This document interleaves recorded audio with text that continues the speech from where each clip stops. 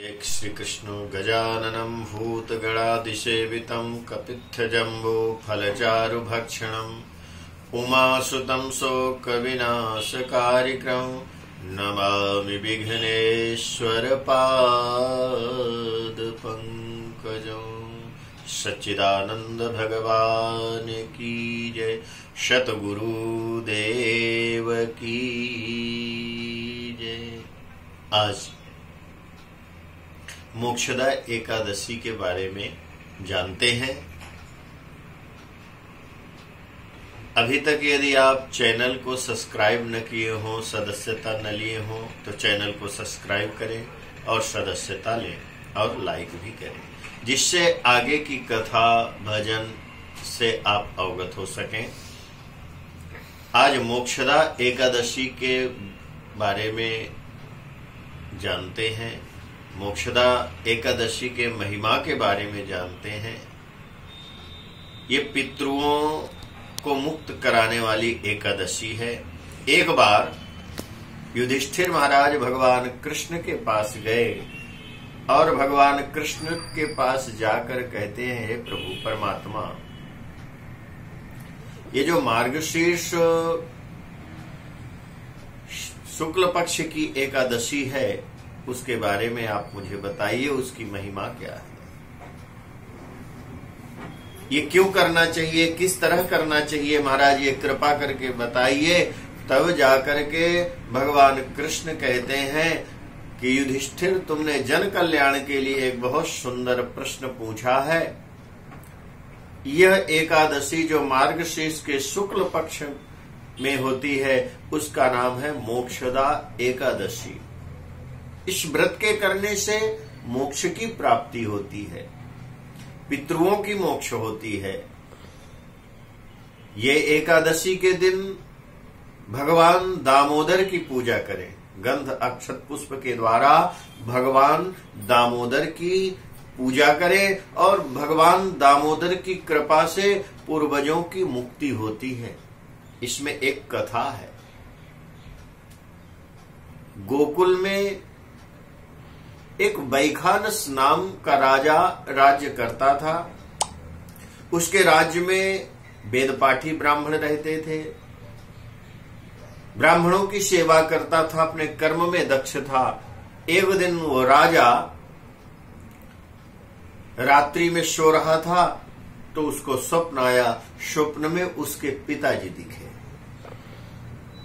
और कहने लगे, बेटा मैं नरक की यातना भोग रहा हूं, मैं दुख भोग रहा हूं और मुझे मेरे मुक्ति का कोई उपाय करो, ये कष्ट मुझसे सहा नहीं जा रहा। और जैसे ही वो स्वप्न समाप्त हुआ कि पिताजी का स्वरूप ओझल हो गया आंखों से, तब जाकर के वो राजा वैखानस राजा सुबह जगा और ब्राह्मणों के पास जाकर के कहने लगा, महाराज हे ब्राह्मण देवता, मैं ऐसा स्वप्न देखा हूं।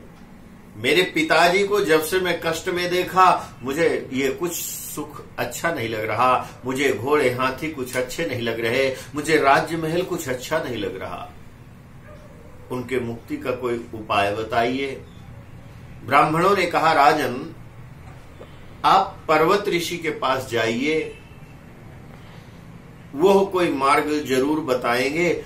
और राजा पर्वत ऋषि जी के पास गया और प्रार्थना किया, महाराज मेरा कल्याण करिए, मेरे पिताजी स्वप्न में दिखे हैं, क्या कारण है, वो कौन सी यातना भोग रहे हैं, उनके मुक्ति का उपाय बताइए महाराज। पर्वत ऋषि ध्यान मग्न हो गए और ध्यान में देखे और कहने लगे, राजन तुम्हारे पिताजी से पूर्व जन्म में एक बहुत बड़ा अपराध हो गया है, बहुत बड़ी गलती हो गई है, बहुत बड़ी भूल हो गई है, उसके कारण उनको नरक की यातना भोगनी पड़ रही है। राजा ने कहा, महाराज मुक्ति का कोई उपाय बताइए। और महाराज ये भूल कैसे हो गई है? पर्वत ऋषि कहते हैं, पूर्व जन्म में इनकी कई रानियां थी और एक रानी को तो ऋतु दान दिए, रति दान दिए, और दूसरी रानी ऋतु में थी, और वो प्रार्थना करने पर भी उसको ऋतुदान नहीं दिए, जिस दोष के कारण वो अंत में नरक की दूसरे जन्म में इनको नरक की यातना मिली है। तो महाराज इस नरक से बचने का कोई उपाय है, उनकी मुक्ति मिल जाए? बोले हाँ, मार्गशीर्ष मास में शुक्ल पक्ष में जो एकादशी है आप उसका व्रत करिए, और उस व्रत का जो फल है ना वो अपने पिताजी को अर्पण कर दीजिए, इससे उनकी जरूर मुक्ति हो जाएगी। और राजा बड़े आनंद के साथ अपने महल आते हैं। अकेले राजा ने ही व्रत नहीं किया, उनका पूरा परिवार व्रत किया, और व्रत के फल को उन्होंने अपने पिताजी को अर्पण किया, और इस मोक्षदा एकादशी के व्रत के फल स्वरूप उनके पिता का मोक्ष हो गया। जब पिताजी जाने लगे तब कहने लगे तुम्हारा कल्याण हो, तुमने मुझे मुक्ति दिलाई है।